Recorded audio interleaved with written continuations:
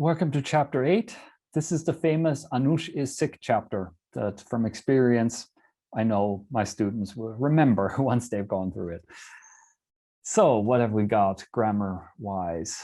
We are learning how to negate the imperative.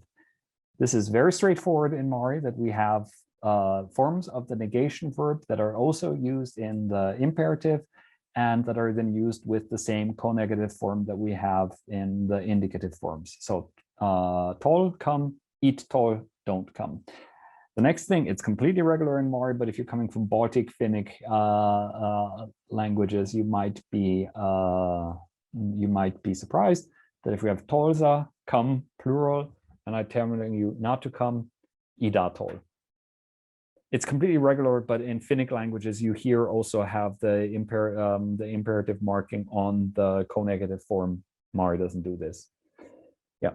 We look at how the first person plural forms are also sometimes used in a way for as imperative of sorts. In the indicative form. So tolana is literally, it's like we come, but if we say like tolana, it's like let's come, let's go, or whatever the verb would be. And in negation, this works too. We are meeting the lative case. The lative case is a bit of a tricky one. This one also it's a local case, but we've already had the initive for in being no movement. We have had the illative movement into something, into the house or whatnot. If we have these things, what do we need another local case for? Well, the lative is used oftentimes in context. Well, first we look at the formation. As regards to usage, the lative has a more restricted range of usages that is sometimes hard to delimit, and it overlaps with the usage situations of initive and illative. But in simplest terms, you can say the lative is, the illative is used when we have a movement where we can designate a starting point and an end point. Like I went from the balcony into the room. I traveled from Vienna to Moscow or something like that. The lative is generally used when we have movements or so where we cannot really designate a starting point in any coherent manner. Like I sat down on the sofa, from where? Doesn't really make sense. Or I was born in this village, from where? Not a question one would ask. Or I hung up the picture on the wall, from where? Well, it doesn't really make sense. So this is then like, these are situations where the lative is permissible. I say permissible because oftentimes you will also find the illative in these cases. So the Maris themselves are not necessarily always sure if they want to use the lative or the illative in situations. As regards to formation, we still look at how the lative can be confused with the short illative at times, how there are some forms where they look identical, but they just look the same in these few forms. Yeah, we look at verbs that suggest themselves to lative usage, and these are exactly the cases where we have a starting point cannot be easily be distinguished, like to sit down on the couch, to stay somewhere, to be born somewhere, to hang something on the wall, or to put something into something, or so. Yeah. In doubt, don't use the lative. Only use the lative when you are sure that you want to use it.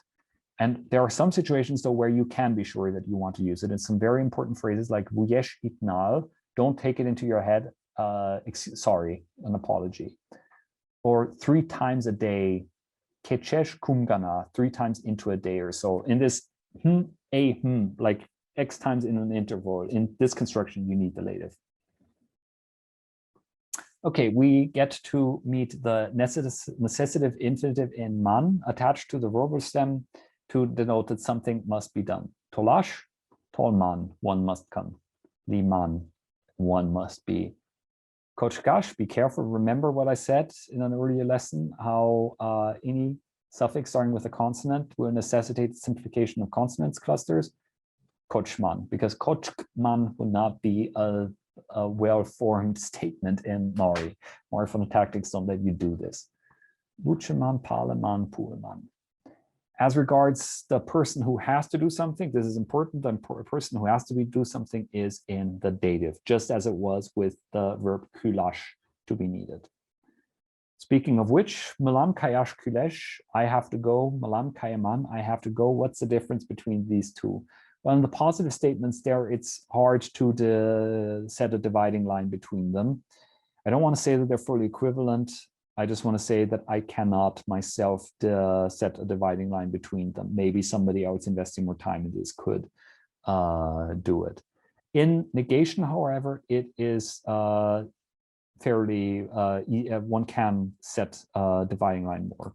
So if, let's, for example, imagine we're at the train station, there's a train leaving and we need to rush. Vashkash kulesh, we have to rush. Vashkeman, one has to rush. Both are permissible, both are more or less the same. But what do we say when we're negating this? If we say vashkash ok kul, we are saying, so if we're in this case, if we're negating the kulash construction and saying vashkash ok kul, and if we're negating vashkeman with the constituent negator we met previously, ogel, vashkeman ogel, it's not necessary to rush. In the one case, or like one must not rush, in the one case we're saying it is not necessary to do this. It's like, for example, we have time before the train leaves, we can take things slow. But if we're saying vashkeman ogel, it is one must not rush. It is necessary not to do things. That's, for example, like the streets are slippery, don't rush, you're going to slip and fall. So in one case, it is the absence of necessity, and in the other case, it is the necessity of absence, so to say. So negation, we can distinguish between these two. Yeah, we are looking in this chapter at conditional clauses. How do we say factual ones? Just if X, then Y. And we're having we give an overview of to be in this chapter. We're basically just making a systematic overview of stuff that we have already touched upon earlier. We're looking at especially about the fact how we have these two verbal stems, ul and li. And this is a duality of stems, meaning to be, something you have throughout the Uralic language family. Think Finnish, where usually to be is olla, but then in the potential, you suddenly have, in the potential mood, you suddenly have forms being liene. Or think Hungarian, where you have von and lenni, these two stems here. So this duality of stems for to be is a typical old Uralic thing. So, and we're looking at the usage of these two stems in different contexts. Copulative context, X is Y, Peter is a doctor. And we're looking at how here the ul stems are used for present circumstance and the li stems are used for future circumstances. And this is basically wherever you have this duality of B stems in Uralic languages, it's always the ul and its cognates is always a more static, real thing, and the li and its cognates are always a more future, transformative, potential, possible, something going in that direction. And this applies in Finnish, this applies in Hungarian, this applies in Mari.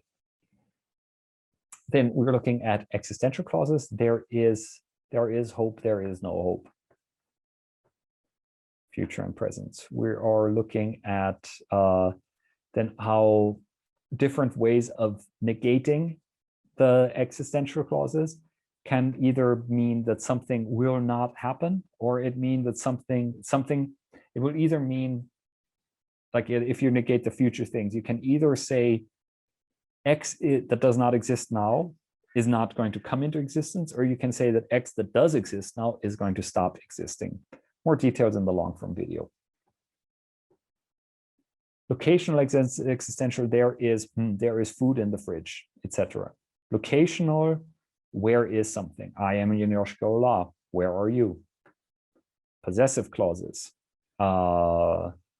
Sergei has a machine. Sergei does not have a machine. And it might seem a bit odd that we have all of these categories under to be, but it's all in Mari, since we don't have a verb for to have. It's all done with to be in some shape or form.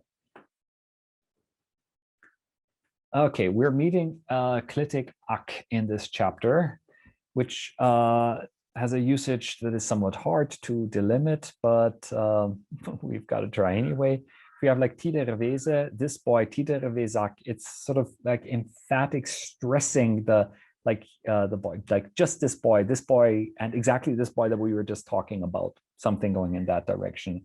We're gonna meet it over and over again over the course of our life with Mari.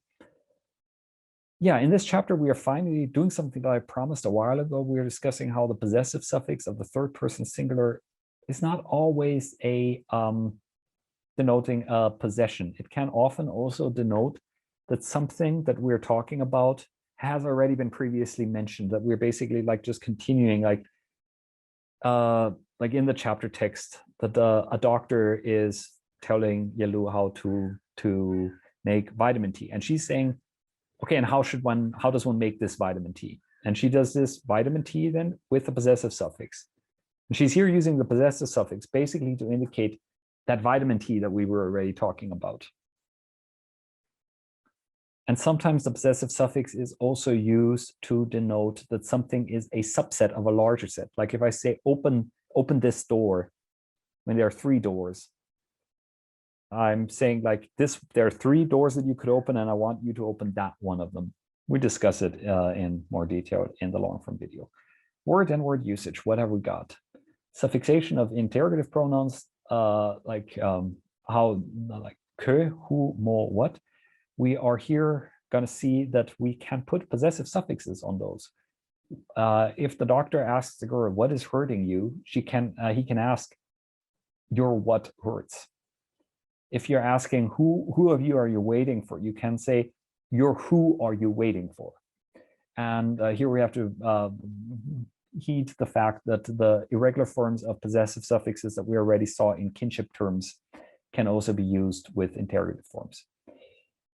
In this chapter, we are for the first time also discussing how one discusses wanting in Mari, because Mari does not have a verb to want.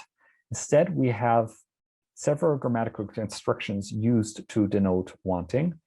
The desiderative we're going to meet eventually is the most straightforward way, but in this case we have Anush is sick and is saying that she doesn't want to eat, and what she is saying here literally is my eaten doesn't come, using a participle. My eaten doesn't come. Well, this is again an aerial feature. You can find the same way of denoting wanting and not wanting in all the in other languages of the region, be it Tatar or Udmurt or whatnot. In Mari, this desiderative construction is basically used for non-volitional wanting, if that makes any sense. It's when you are basically backgrounding your agency in wanting something. Anush says that she doesn't want to eat, but she doesn't want to eat because she is sick. It's not that she has decided that she's opposed on ethical principles against eating. It's just her desire for external circumstances that are not out of her control isn't there. So you use this kind of wanting often when you are talking about things that where the wanting or not wanting is outside of your control, eating, sleeping, things like that. Yeah. My eating arrives would be if like you are hungry.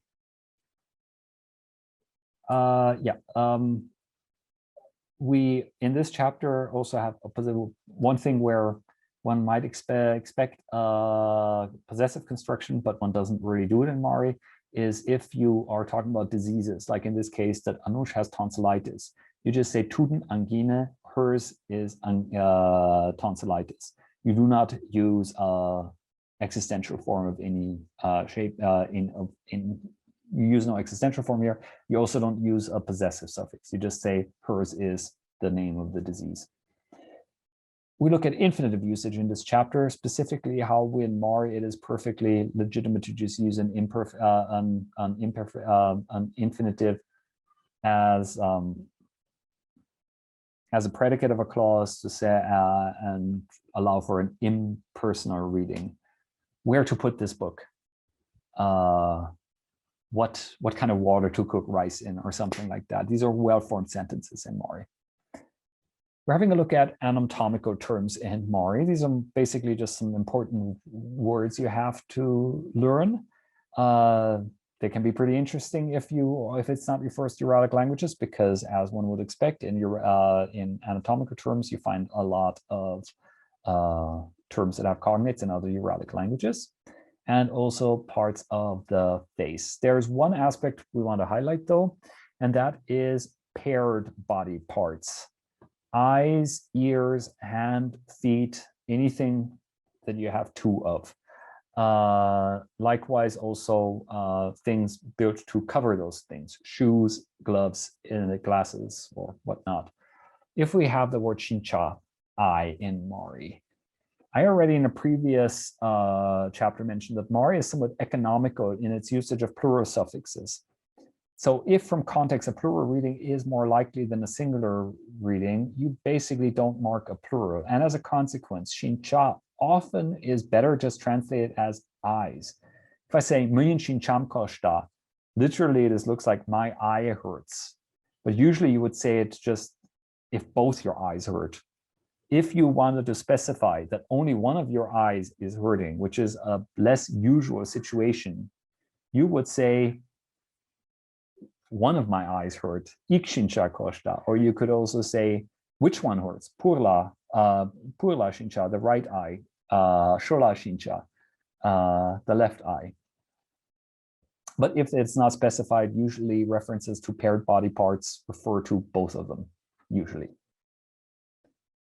Okay, kodash, two verbs that have the same infinitive but are not the same verb because they belong to different conjugation classes, and it's only in very few forms like the infinitive that they look the same.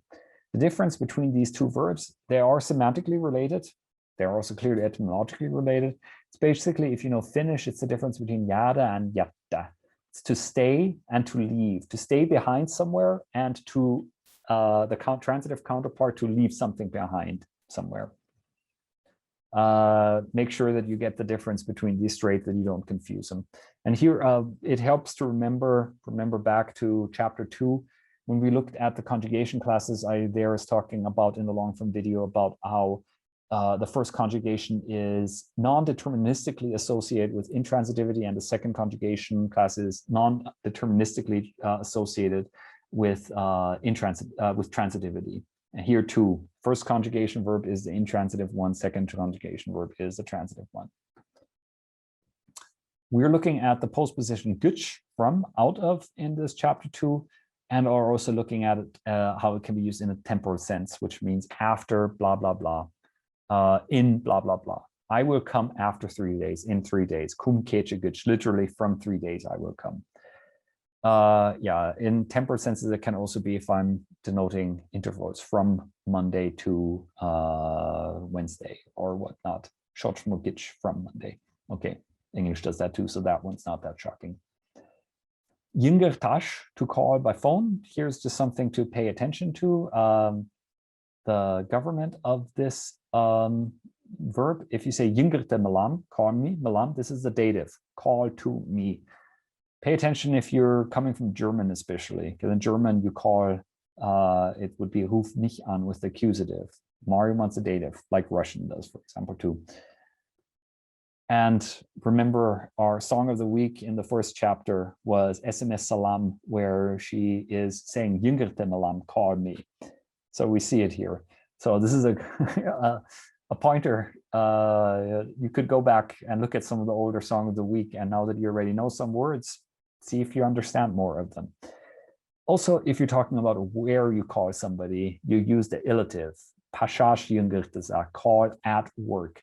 Here again, if you're coming from German, for example, be careful, because in German it would be ruf mich in der Arbeit an, which would just be the form to say at work without marking movement. In Mari, it is dative and movement into, if you're calling somebody somewhere. So note on liash, which we already saw on 2b. It has some secondary usages, one of which is that it can also be used in to say if something is allowed, if it is permissible, if one can do something in an impersonal sense. So Tidem Kok this can be done in 2 days. So this is done, can be done, or then with negation too. This would be, for example, the prototypical usage of this would be if like smoking is forbidden, it would be shubshash okli, and if it is allowed, it's shubshash liesh. So it is to can, so can to be able to, but in an impersonal sense, like if something is permissible due to the rules, the external circumstances, that kind of being able to. In this chapter, we're also looking at ways to reply to polar questions, yes or no questions. Are you coming? Yes, no.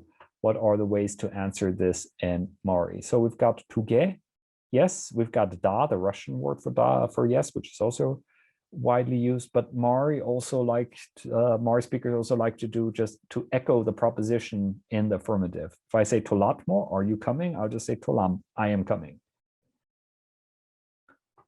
And in negation, we see different forms. We have the uke, which is just no. But here also you have the echo forms often, this omtol, like, are you coming? I am not coming. And then we also, in the first person singular, have this special form, ogum, I am not going to do something, an own form of the negation verb, only used when you're giving a quick answer in the first person, but are not saying the negation verb. If you're saying omtol, like you can't just say If you're just saying, I am not, without a spur of something following, then you have to say ogum.